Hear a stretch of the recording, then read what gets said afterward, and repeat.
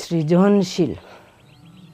আমি আমার মনের মতো করে পরিকল্পনা গ্রহণ করে আমি আমার সংসার চালাবো, আমি আমার ছেলে মেয়েকে কীভাবে মানুষ করাবো, আমি নিজেই সৃজন করি, পরিকল্পনা গ্রহণ করি, যাতে করে পরিবারকে সুন্দরভাবে পরিচালনা করতে পারি।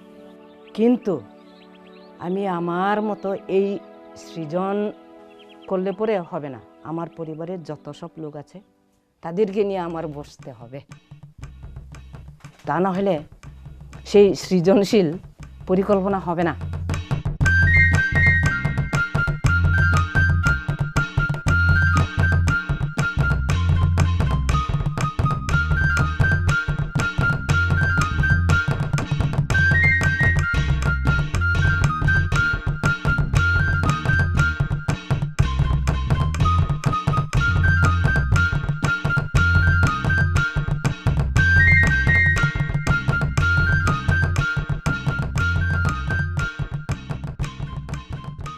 Bangladesh is a country known for its immense diversity, for its scenic landscapes, natural resources, and mostly for diverse ethnic identities, languages, and a varied culture. And the country is also known for its peace-loving large population and the harmony within. The nation has a dream to mark itself as a middle-income country in a very short time. But misunderstandings often cloud the horizon. Lack of trust and the will to work together disturbs the harmony. Some indigenous peoples feel that policymakers take measures that overlook their needs and cause them to feel excluded in the process of development. Rimila Hawi shows a shadow. Her home in Sherpur, some 200 kilometers north of capital Dhaka, is now turned into a holiday resort. আমার এখানে ঘর আসছিল, এই যে ও যে সেমেতে আছে না, সেমেতে এখানে ঘর আসছে, আমি দিছিলাম না। A mini zoo is there. Her children feed the deer. The once Garo village is now a picnic spot since early 90s. Hundreds of people flock there to spend a day in the middle of this once indigenous community.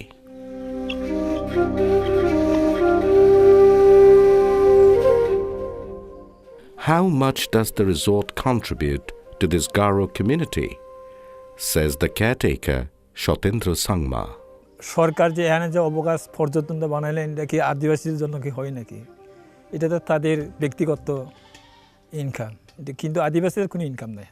Article 6.1b of ILO Convention 169 states, the government shall establish means by which these peoples can freely participate to at least the same extent as other sectors of the population at all levels of decision-making in elective institutions and administrative and other bodies responsible for policies and programs which concern them.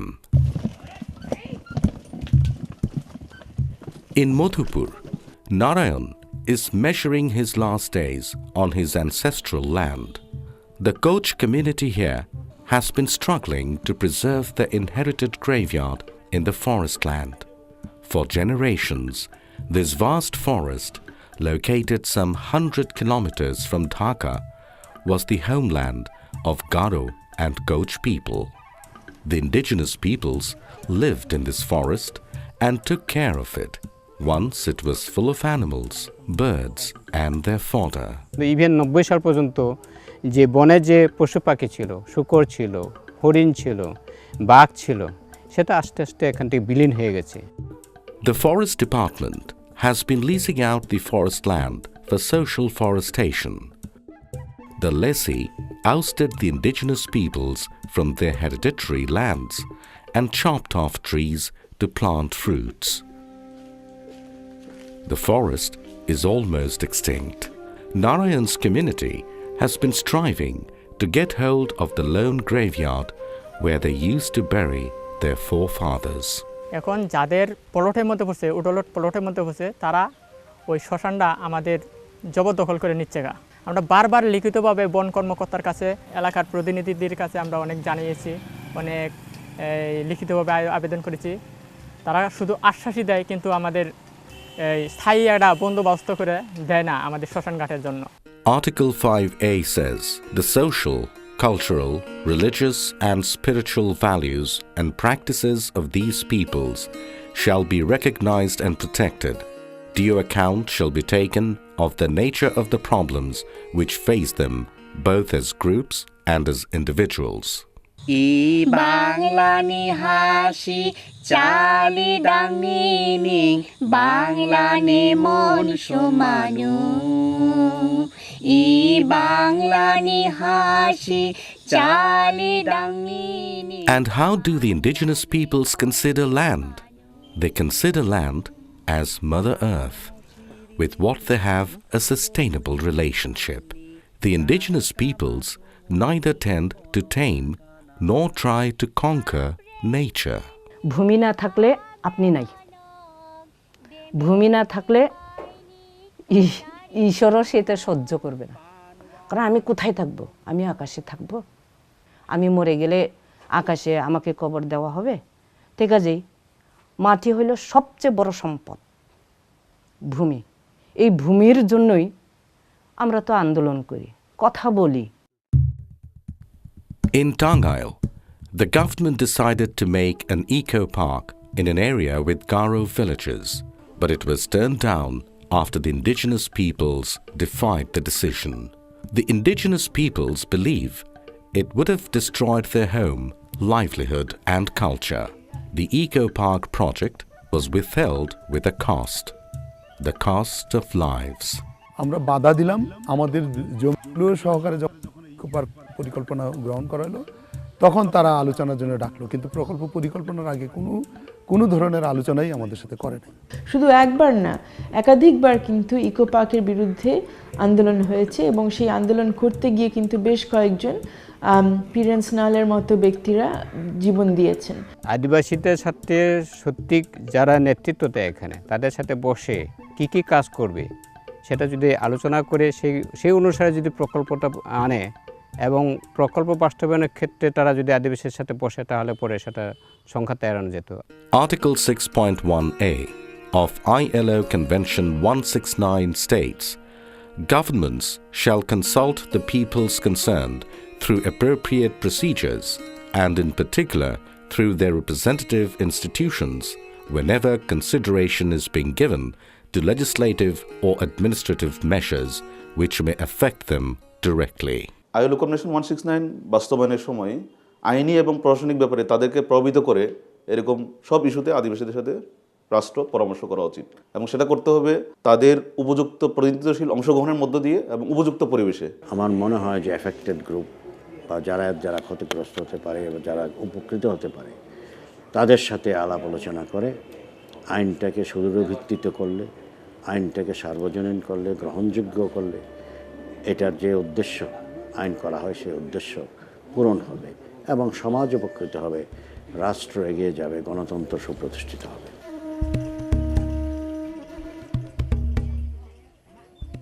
সংঘাত হয় অসন্তোষের কারণে, বিভাজনের কারণে, বৈষম্যের কারণে। সংবিধান প্রণয়নের সময় বলুন অথবা স্থানীয় পর্যায়ে ছোট্ট একটি প্রকল্প বাস্তবায়নের সময় বলুন, তাদের সেটা আলোচনা করা উচিত এবং তাদের মতামত নিয়ে তাদের অংশগ্রহণের সুযোগ দিয়ে সেটা বাস্তবায়ন করা উচিত। আমি চাপিয়ে দিয়ে কোনো উন্নয়ন যদি করতে গেলে তা উন্নয়ন হবে না। আমি চাপিয়ে দিয়ে কোনো সিদ্ধান্ত যদি নিতে গেলে পরে এটা কিন্তু রাষ্ট্রীয় মঙ্গলে আনবে না, বরং যে আমাদের জন্য একটা সংঘাতের সৃষ্টি হবে।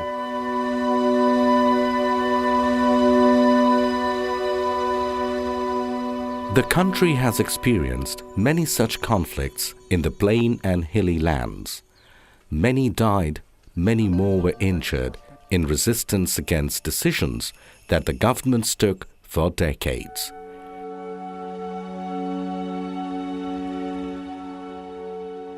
The indigenous peoples claim such development projects were not meant for them. যে গরিব মানুষ, অসহায় মানুষ, ক্ষমতাহীন মানুষ, আদিবাসী পাহাড়ি মানুষ উন্নয়নকে ভয় পায়। কিন্তু উন্নয়নকে ভয় পায় এটা কেমন কথা? উন্নয়নকে তারা এই কারণে ভয় পায় যে এক পক্ষের জন্য যেটি উন্নয়ন, আরেক পক্ষের জন্য সেটি দুঃখ, কষ্ট, ধ্বংস। Article 5C of the Convention reads, "Policies aimed at mitigating the difficulties experienced by these peoples in facing new conditions of life and work shall be adopted with the participation and cooperation of the peoples affected."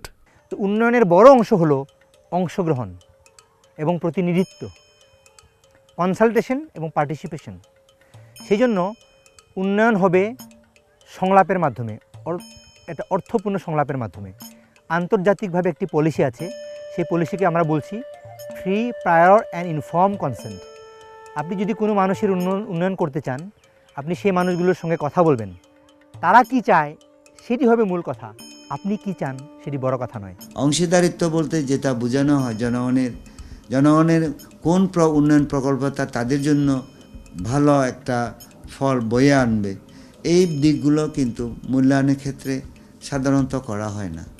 Convention number 107 on Indigenous and Tribal Populations was ratified by 27 countries, while 22 countries ratified ILO Convention number 169 on Indigenous and Tribal Peoples.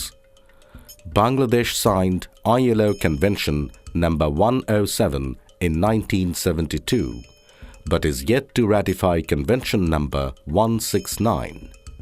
Also, the first general fundamental principle of Convention number 169 is non-discrimination. আমাদের বাংলাদেশে পার্বত্য চট্টগ্রাম বা উত্তরাঞ্চলের যে আমাদের জেলাগুলোর মধ্যে তাদের সংস্কৃতি, ভাষা আলাদা আছে। তারা কিন্তু আদিবাসী না, তারা উপজাতি, ক্ষুদ্র নিগোষ্ঠী, আলাদা একটা সাংস্কৃতিক গোষ্ঠী। সেইভাবে আমাদের সংবিধানেও তাদের স্বীকৃতি দেওয়া হয়েছে ক্ষুদ্র নিগোষ্ঠী হিসাবে, আলাদা উপজাতি হিসাবে। বাংলাদেশের সংবিধানে এই ব্যাপারে একটা বিভ্রান্তিকর ধারা যোগ করা হয়েছে। এই আদিবাসী সমূহকে কখনো ক্ষুদ্র নৃগোষ্ঠী, কখনো উপজাতি এইসব নামে অভিহিত করা হয়েছে। আমি মনে করি সংবিধানের এই বিভ্রাট মানে সংশোধন করা দরকার এবং সকল জাতিসত্তা সমূহকে যারা বিভিন্ন ভাষা নিয়ে আছেন তাদেরকে এক নামে আদিবাসী জাতিসত্তা সমূহ হিসাবে ডাকা উচিত। বাংলাদেশ সরকার দুটি কনভেনশন অনুস্বাক্ষর করেছে, নাগরিক ও রাজনৈতিক অধিকার সংক্রান্ত 1966 সনের একটি কনভেনশন, আরেকটা আছে যে ইকোনমিক সোশ্যাল রাইটসের উপরে। দুটোতেই কিন্তু লেখা আছে যে all peoples have the right of self determination. তো সুতরাং আদিবাসী জাতিসত্তারা সেলফ ডিটারমিনেশন নাই, অন্য জাতিসত্তার সেলফ ডিটারমিনেশন, এটা আন্তর্জাতিক মানবাধিকার আইনে সেটা বৈষম্যমূলক। সুতরাং বাংলাদেশ সরকার আইএলও কনভেনশন অনুস্বাক্ষর করুক আর না করুক, ওই দুটো কভেনেন্ট করেছে এবং প্রথাগত আন্তর্জাতিক আইন বলে কিছু জিনিস আছে যে customary international law,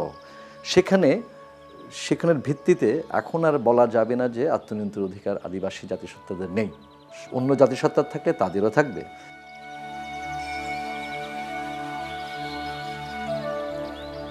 The spirit of consultation and participation constitutes the cornerstones of Convention number 169, on which all its provisions are based.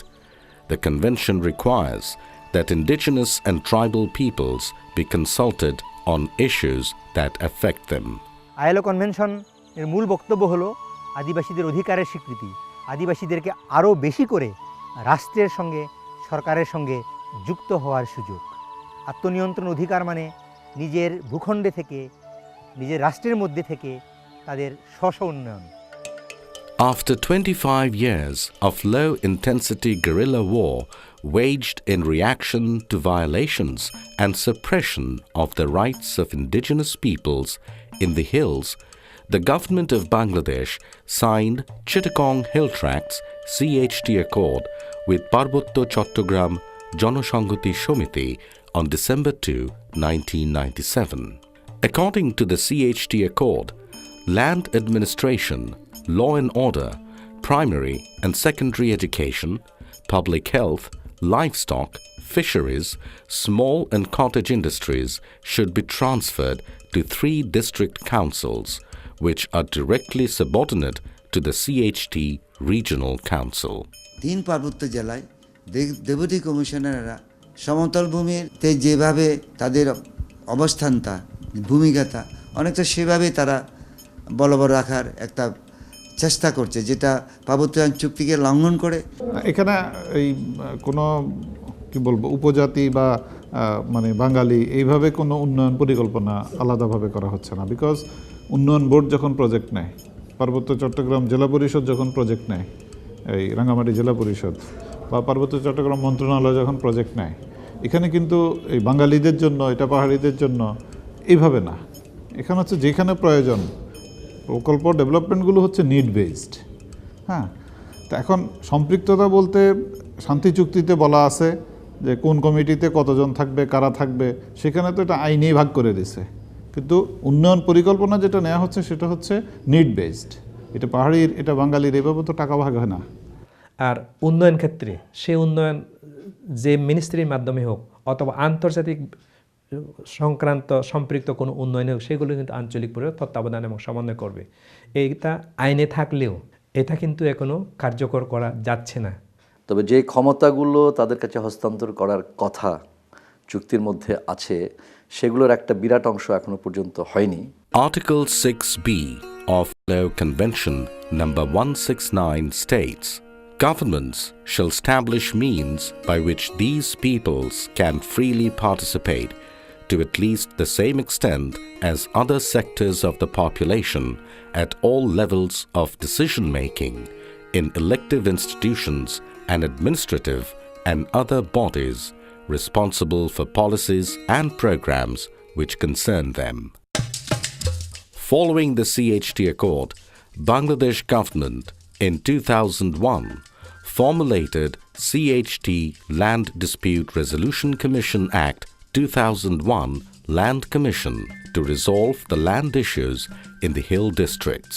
The commission is yet to function properly to resolve the land disputes since its inception. আইনটির বিধানাবলী পার্বত্য চুক্তির সাথে সাংঘর্ষিক আছে। কিছু কিছু বিধান এখানে আছে বলবো যে অগণতান্ত্রিক, এবং যখন আইন প্রণীত হয় আঞ্চলিক পরিষদের পরামর্শ হয়তো আংশিক নেওয়া হয়েছে, অনেক গুরুত্বপূর্ণ বিষয়ে পরিষদের পরামর্শ নেওয়া হয়নি আইন প্রণয়নের সময়ে বা তার আগে। যে তারা যেহেতু পাহাড়ের জমি বিরোধটা নিষ্পত্তি করতে যাবেন, পাহাড়ে যারা বসবাস করছেন তাদের বক্তব্য শুনেই তো তারা নির্ধারণ করবেন প্রক্রিয়াটা। যেভাবে হয়তো ভূমি বিরোধ নিষ্পত্তি হলে এই যে 80 দশকে পুনর্বাসিত বাঙালিরা সবাই ভূমি হারাবে, এই যে ধারণা দেওয়া হয়, এটা আবার সঠিক নয়। তারা একটু আইনের পরিবর্তন চাচ্ছে এবং আইনটারও পরিবর্তন হয়ে যাচ্ছে, সমস্ত ব্যবস্থা গ্রহণ করা হচ্ছে, কাজে সেই অনুযায়ী তাদের যে ভূমি বিরোধ সেটা নিষ্পত্তি হয়ে যাবে। Article 4.1 of the Convention states, special measures shall be adopted for safeguarding the persons, property, labor, cultures, and environment of the peoples concerned.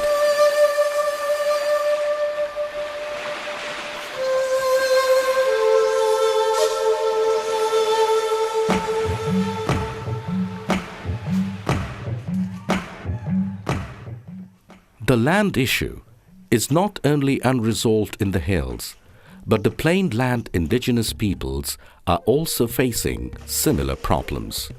In 2010, some 4,000 trees were chopped down from a Kashi village in Srimongol, 300 kilometers northeast of Dhaka.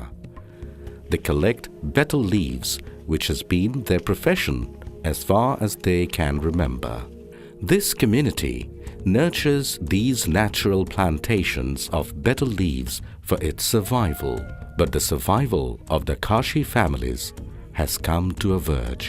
In the process of extending tea gardens, they are often assaulted. বাগান সম্প্রসারণের নামে এখন এমন এক পর্যায়ে পৌঁছে গেছি আমরা যে ভারতের সীমানার তার বেড়া পর্যন্ত আমরা চলে গেছি। এখন আমাদের আর যাওয়ার কোনো জায়গা নাই, মানে আমরা কি করব? কোথায় যাব? এখন ওনাদেরকে ওখান থেকে যদি উৎখাত করে দেওয়া হয় তাহলে ওনাদের তো কোনো জীবিকা অর্জন করার কোনো সুযোগও থাকবে না, এবং জীবিকা অর্জন করার সুবিধা না থাকলে এক অর্থে ওনাদের আসলে জীবনের অধিকারটাও খর্ব করা হবে। এবং রাষ্ট্র সবসময় এই শক্তিশালী শক্তিমান মানুষদের সঙ্গে থাকে, অথচ রাষ্ট্রের দাঁড়ানো উচিত অসহায় খাসিয়াদের সাথে। কিন্তু আজকে বাংলাদেশের আদিবাসী সমাজের আদিবাসী জাতিসমূহের মধ্যে যে বিলুপ্ত হওয়ার যে বাস্তবতা, যেগুলো সরকার শাসক গোষ্ঠীরা সৃষ্টি করেছে, তত যে একটা প্রান্তিকতার একটা সীমা আছে, সেটা তো প্রান্তিক সীমাটা পার হয়ে গেছে আজকে করে। Article 14.1 of ILO Convention number 169 says, "The rights of ownership and possession of the peoples concerned over the lands which they traditionally occupy shall be recognized. In addition, measures shall be taken in appropriate cases to safeguard the right of the peoples concerned to use lands not exclusively occupied by them, but to which they have traditionally had access for their subsistence and traditional activities."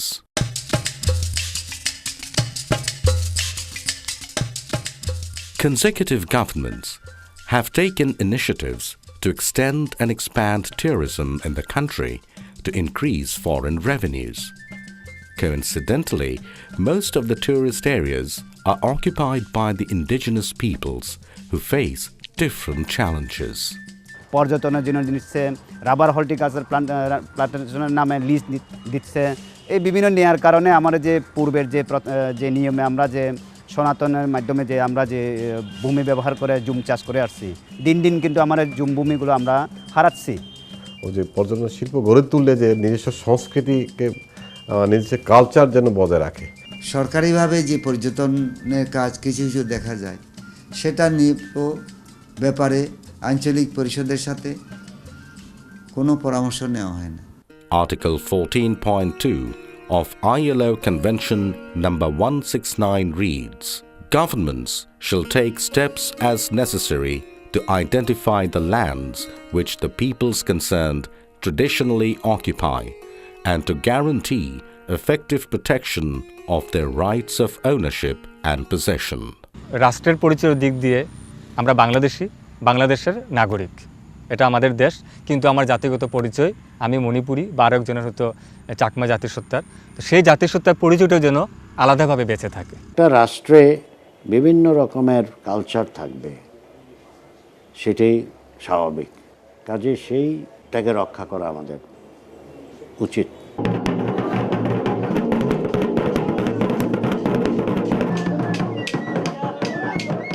That is why the government has taken different initiatives to preserve and spread the cultures and heritages of the indigenous peoples. 2010 সালে ক্ষুদ্র নিগোষ্ঠী সাংস্কৃতিক প্রতিষ্ঠান আইন, এটা হয়তো আইএলওর একটা অংশকে তারা স্বীকৃতি দিয়ে তারা কিছুটা কাজ করেছে।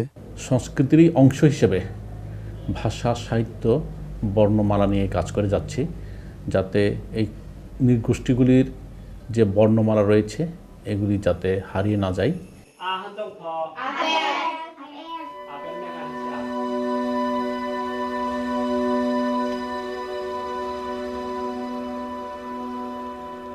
Besides these initiatives, some policymakers believe there should be separate institutions for the indigenous peoples to ensure their rights and development. আদিবাসীদের যদি অধিকার সংরক্ষণ করতে হয় তাহলে আদিবাসীদের জন্য একটি অধিকার আইন তৈরি করা দরকার এবং আদিবাসীর জন্য একটা স্বতন্ত্র কমিশন করা দরকার। Different stakeholders, beneficiaries, policymakers, and international development partners believe the government should ratify ILO Convention number 169 to ensure the rights of indigenous peoples in the country, to mark its constitutional duty, responsibility, and sincerity for its peoples.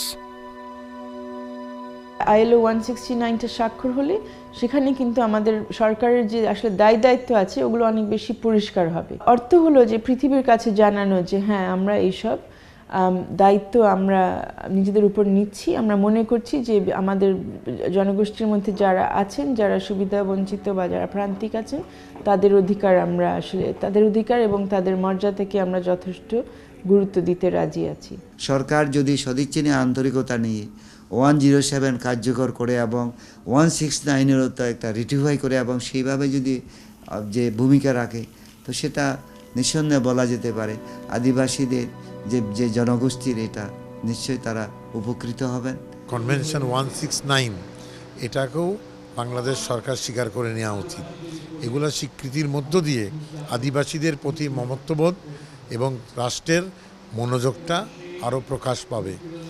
যদি আদিবাসীদের উন্নতি চাই বা উন্নয়নে চাই, যদি গণতান্ত্রিক দেশ হয়ে থাকে, তাহলে আদিবাসীদের সাথে আলাপ আলোচনার মাধ্যমে আমরা কিভাবে থাকি, আমরা কিভাবে চাষাবাদ করি, সেটার উপর ভিত্তি করেছে উন্নয়নমুখীর কাজ করতে হবে এবং পরিকল্পনা গ্রহণ করতে হবে।